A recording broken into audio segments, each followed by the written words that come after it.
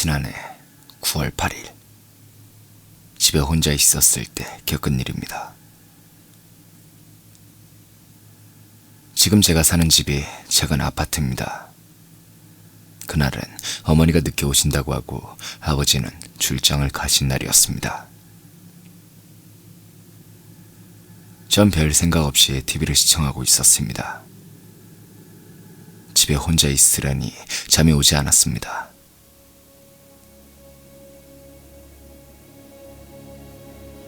어머니가 돌아오시면 문 열어드리고 자자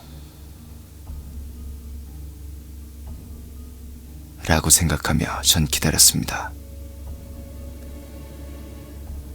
그렇게 얼마나 기다렸을까요? 어느새 잠이 들었는지 전 소파에 누워 있었습니다. 그런데 문고리가 돌아가는 소리가 들리는 겁니다.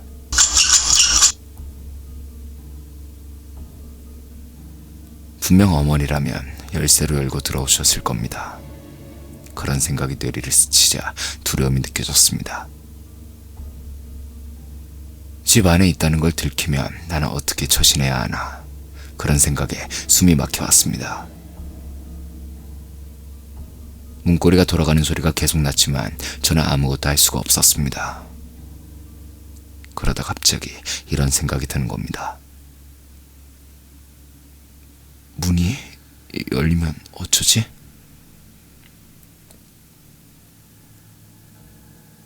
분명 문이 잠겼었지만 한번 그런 생각을 하자 미친 듯이 불안해졌습니다. 저는 두려움에 떨며 발소리를 죽이며 문 앞으로 다가갔습니다.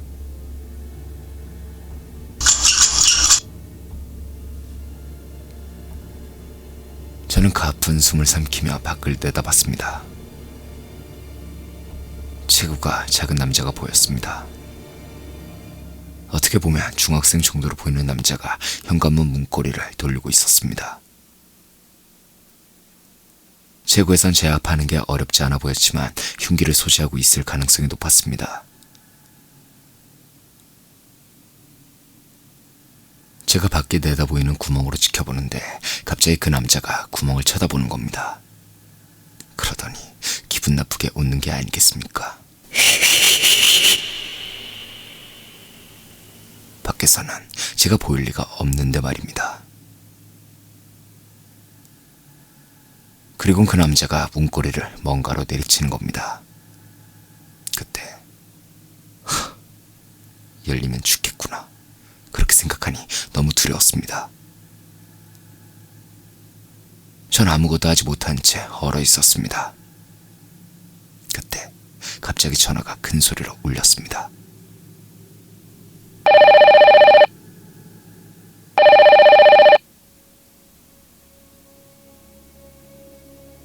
저는 심장이 멎을 것 같은 심정으로 전화를 바라봤습니다.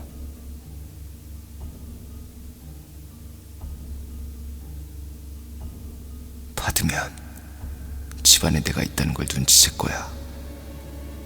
저 사람이 내가 자기를 봤다고 생각하면 나는 분명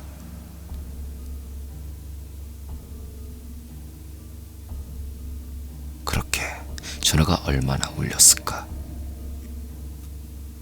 조용한 집 안으로 문고리가 돌아가는 소리만 울렸습니다.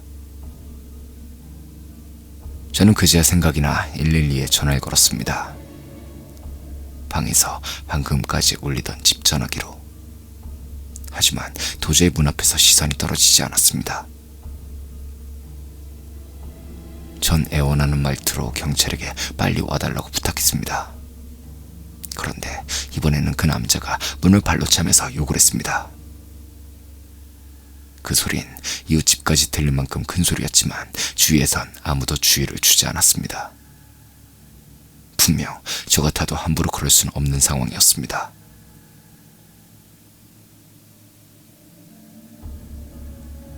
씨발, 안에 있는 거 다 아니까 문 열어.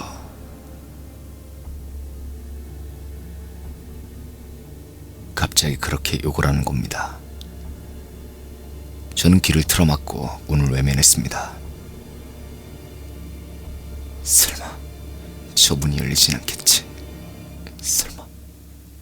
설마 열릴 리가 없어 라고 생각하며 시간이 얼마나 지났을까. 누군가 올라오는 소리가 들렸습니다. 그러자 갑자기 밖이 조용해졌습니다.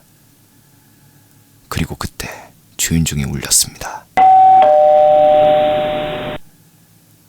경찰입니다. 저는 안심하고 문을 열려고 했는데 문득 소름이 돋았습니다.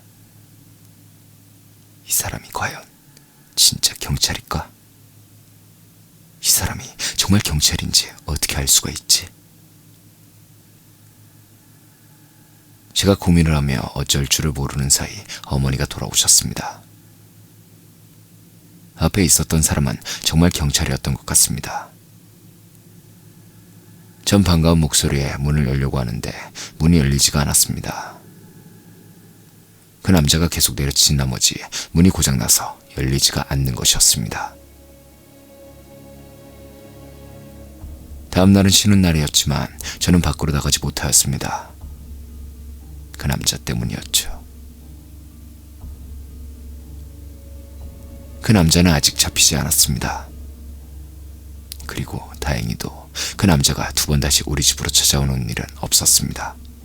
하지만 전 지금도